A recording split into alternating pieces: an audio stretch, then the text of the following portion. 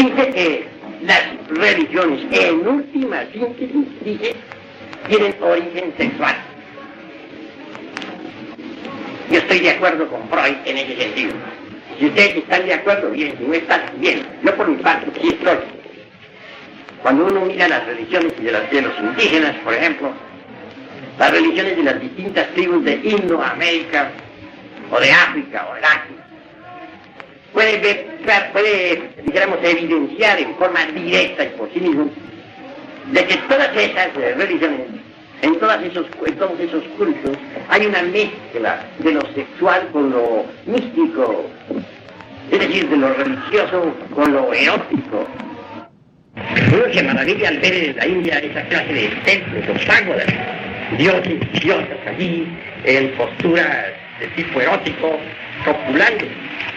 Y lo más interesante es que esas posturas son sagradas en la tierra de los Vedas.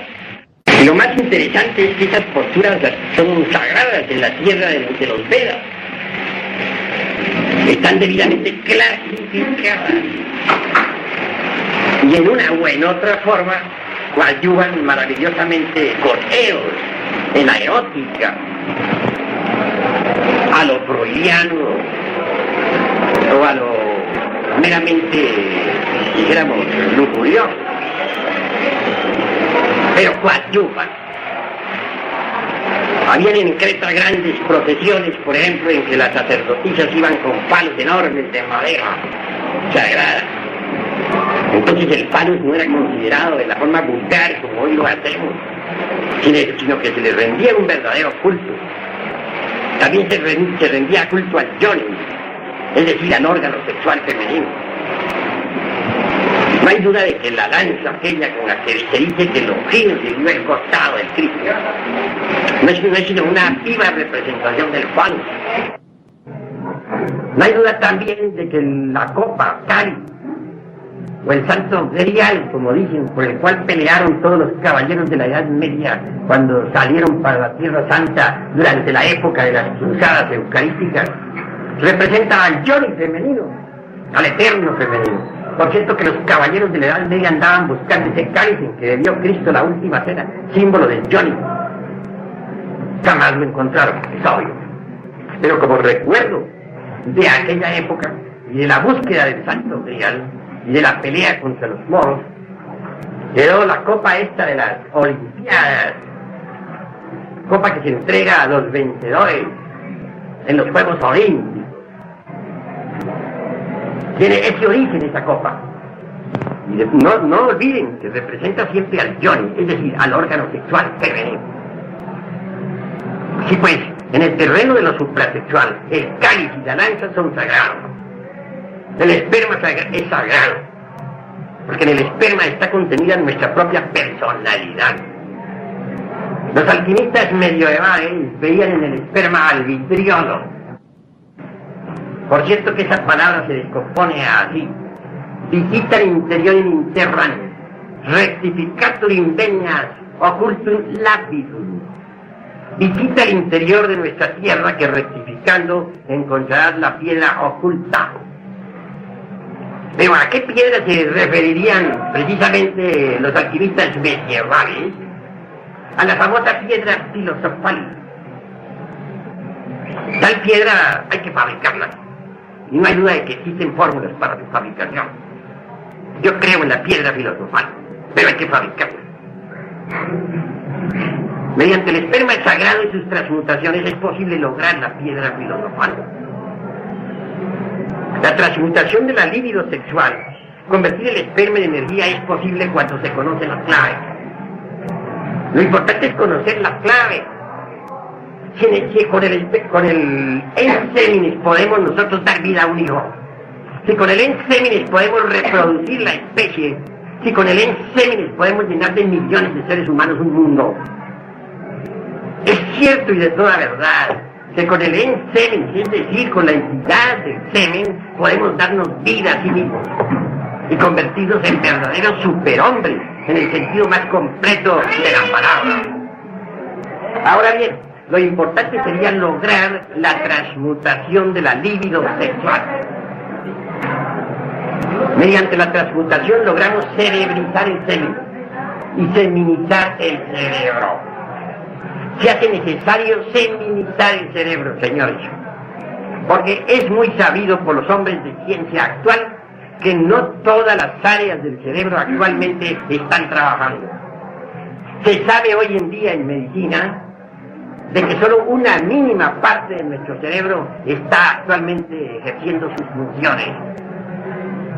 Incuestionablemente tenemos muchas áreas, muchas partes del cerebro inactivas. Si con el poquito de cerebro que está activo hemos logrado crear cohetes atómicos que viajan a la luna, hemos logrado crear la bomba atómica con la que se destruyeron ciudades como Hiroshima y Nagasaki, hemos conseguido nosotros aviones supersónicos que viajan a una velocidad extraordinaria. ¿Qué tal si nosotros regeneráramos el cerebro? Si pusiéramos en actividad todas las partes del cerebro, si la totalidad de la masa encefálica trabajara, entonces podríamos transformar este mundo, cambiarlo, hacerlo maravilloso. Pero hay que regenerarlo, hay que seminizarlo, cerebrizar el semen y seminizar el cerebro. He ahí la clave. Es posible seminizar el cerebro. Los grandes músicos de antaño, un Beethoven, por ejemplo, un Mozart, un Chopin o un Liszt, fueron hombres que tuvieron el cerebro muy seminizado. Hombres que dieron a su cerebro capacidades extraordinarias, que utilizaron el mayor porcentaje de las áreas cerebrales. Sin embargo, hoy en día la cosa es muy diferente. El cerebro humano se ha degenerado demasiado y no nos damos cuenta de ello. Si estamos en medio de una pachanga contentos, si estamos de acuerdo con la última onda, si estamos en pleno rock and roll, y de pronto alguien quita el disco y pone la 9ª sinfonía de Beethoven, ¿cómo se sentirían ustedes? ¿Estamos seguros de que ustedes continuarían en la pachanga? ¿Qué harían ustedes? Claro, ustedes no irían a insultar al señor de la casa, naturalmente no, pero muy decentemente se retirarían, ¿verdad? ¿Por qué? En la Edad Media, por ejemplo, cuando el cerebro todavía no se había degenerado tanto como ahora, la cosa era distinta, se bailaba al compás, pues puro ballet, al compás de la música clásica. En plena comida estaban los músicos haciendo vibrar las más deliciosas sinfonías. De moda estaba Beethoven y Mozart, Chopin y Liszt. En la Edad Media, señores. Pero ahora no estamos en la Edad Media. Y ahora nos salen con una música de esas. En plena pachanga sencillamente nos despedimos y goodbye, nos vamos. Claro. ¿Por qué? Porque nos aburrimos. ¿Y por qué nos aburrimos? Somos analíticos. Aquí estamos para analizar. Sencillamente porque el cerebro está degenerado. Ya hay ciertas áreas que ya no pueden apreciar la buena música. ¿Y por qué se ha degenerado el cerebro? Se ha degenerado sencillamente porque nosotros durante varios siglos hemos estado extrayendo de nuestro organismo la entidad del semen. No la hemos extraído únicamente para dar vida a nuevas criaturas, no. La hemos extraído porque nos ha gustado, es un gran placer. Eso es todo. Por eso nos hemos dado gusto en la lujuria, en lechos de placer, gozando a lo lindo. Pero el Paganini ha sido el cerebro. Ese es el que ha tenido que pagar el pato. Ahora sucede que muchas áreas no están trabajando. Es posible sí regenerarlo, pero para regenerarlo hay que transmutar la entidad del semen, convertirla en energía. Solo así podríamos cerebrizar el semen. Lo que faltaría aquí en esta plática es decir cómo. Yo tendré mucho gusto en explicarles un artificio muy singular que los alquimistas medievales enseñaban a sus discípulos. El artificio que voy a enseñarles a ustedes también lo enseñaron hombres de ciencia modernos como Brown Schwab en Estados Unidos. Lo enseñó el doctor Krugheller, médico coronel de nuestro ejército glorioso mexicano. Lo enseñó también Jung, y lo enseñan las escuelas asiáticas del tantrismo oriental. No es una cosecha mía particular, yo la he aprendido de todos esos sabios y a su vez yo se la comunico a ustedes. No como un artículo de fe o como un dogma inquebrantable, no, si ustedes quieren aceptarlo, acéptenlo, si no lo quieren aceptar, no lo acepten. Muchas escuelas lo han aceptado, muchas escuelas lo han rechazado. Cada cual es libre de pensar como quiera, yo únicamente les doy mi modesta opinión. El artificio consiste en eso. Conexión del lingam yoni. Lingam, ya saben ustedes cuál es el lingam, el palo. Yoni, ya saben que es el útero eterno femenino, el órgano sexual de la mujer. Sin la eyaculación de la entidad del ser. El doctor Crujeres decía en latín, daba en latín la fórmula, decía inicio membri virilis in vaginam femina sin ejaculatium seminis. Algunos científicos modernos la han aceptado. Hubo la Sociedad Oneida en Estados Unidos experimentó con esa fórmula. En la Sociedad Oneida, vean ustedes lo que se hacía. Entraron unas 25 parejas, hombres y mujeres, a trabajar con el sexo. Durante cierto tiempo se les ordenaba copular, pero sin la eyaculación de la entidad del sexo. Luego se les sometía a estudios clínicos en los Estados Unidos. Se logró observar que la seminización completa del cerebro, el aumento de hormonas en la sangre, la mejora completa del organismo, la fortificación de la potencialidad sexual, etc. Y muchas enfermedades desaparecieron. Cuando se quería, cuando los científicos resolvían que era necesario que hubiera hijos, daban entonces en la Sociedad Oneida también la libertad para que copularan con eyaculación seminal. Entonces se obtenían reproducciones. Así se hicieron muchos experimentos en la Sociedad Oneida.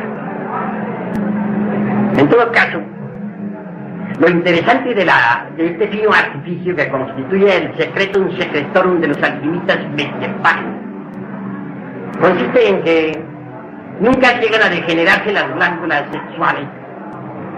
Ustedes saben muy bien que cuando las glándulas sexuales se degenera también la epífisis, y se degenera la hipófisis, y se degeneran todas las glándulas de secreción interna, todo el sistema nervioso líquido pasa por procesos de degeneración. Entonces viene la decrepitud y la muerte. ¿Por qué existe la vejez? Sencillamente porque las glándulas sexuales entran en decrepitud. Al entran en decrepitud todas las glándulas endócrinas, y entonces se procesa la cuestión aquella de la decrepitud y vejez. Pero si hubiera un sistema que permitiera que las glándulas sexuales no se degeneraran, no entraran en decrepitud, podría conservarse todo el sistema nervioso líquido en perfecta actividad, y entonces no habría decrepitud ni vejez. Eso es obvio. Ahora bien, por medio de este fino artificio, conexión del lingam yoni sin eyaculación de la semis, como dicen los médicos famosos, Kruger y Browns, es posible entonces conservar las glándulas sexuales activas durante toda la vida. Esto significa que un hombre que practicara con tal sistema llegaría a la edad de 90 y 100 años todavía con capacidad para copular y para gozar libremente del placer sexual, que es un placer legítimo del hombre, que no es un pecado, que no es un tabú, que no debe ser un motivo de vergüenza o de disimulo, etc., sino, repito, un derecho legítimo del hombre. Ahora bien, mediante la transmutación de la